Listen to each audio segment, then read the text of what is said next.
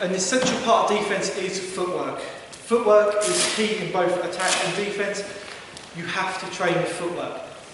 I don't personally like stepping back with jabs. I think you're better off being in range, trying to counter it with slips and parries and by manipulating their arms, and then stepping back from power shots. You might parry a jab, step back from the right hand.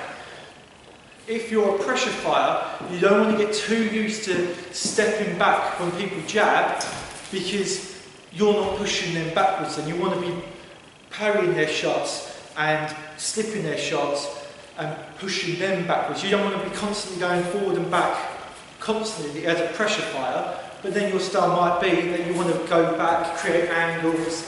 It depends on you. But if you're attacking, try to parry and slip a jab rather than constantly stepping back. You've got a pressure fighter coming towards you, so you're in your stance, and all I'm going to do is I'm going to step back. So even if he does land his shots, they're going to be minimal. And I can come back toward him if I can.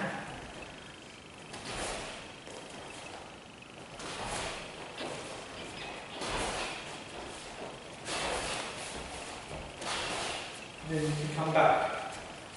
Depends on your style. With a jab, I prefer stepping to the right because you're getting away from their power hand, the right hand, and you've got an advantage. Like we said with the angles earlier, you've got that advantage going on the outside. So if you just stay in your stance and you push off your lead leg and step with your right leg, you've created an angle. So we'll practice that first.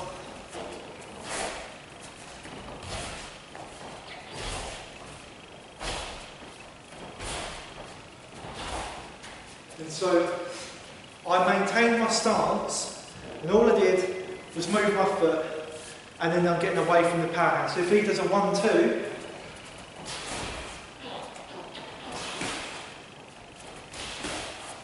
I'm getting further away from that right hand. It's less likely to hurt me, and if it was to hurt me, it would be a lot less than if I just stood there and took the shots when I was blocking. You want to start combining the defences, so you might be here, you might parry and then step back to the right hand, you might parry, slip, and then they're still doing shots and then you take a step back. You're going to create your own rhythm, create your own drills, but you want to be combining them. You want to be blocking and moving back. You want to be slipping and moving in. You want to be doing a combination of them. You don't want to just stand there and block, because then you end up getting hurt. If you're going to block, add a bit of footwork to it, and then add a slip every now and then add some weaves, and another slip, and slip, and block, block, block, weave, slip, slip, slip. You want to be unpredictable with it. The more unpredictable you are, the less likely you're going to get hit, and the more dangerous you become. With the corners, you want to be getting away from your opponent. You want them to be in the corner, you don't want to be in the corner. So in your stance, if I'm like this, I'm going to do a quick step out to the right. So here, I literally just step out right again, and then tables a turn now. And if Robin's standing, if he's like here, and I'm trying to get out that way, so all I'm going to do is push off my rear leg, step with my lead leg, and pivot round. So step round, pivot round, and again, I've made that angle. So all I'm doing here, so you can see, for the camera, is I'm stepping and turning.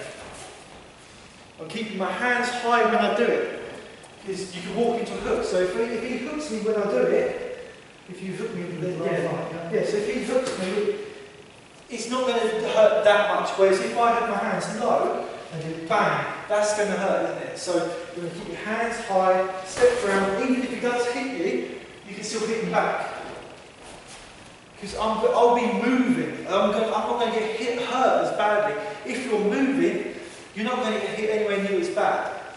I'll put into the video about not getting on the end of the punch. So if you're coming into it, you want to smother the shot. There, that's what I'll... get caught in it, yeah.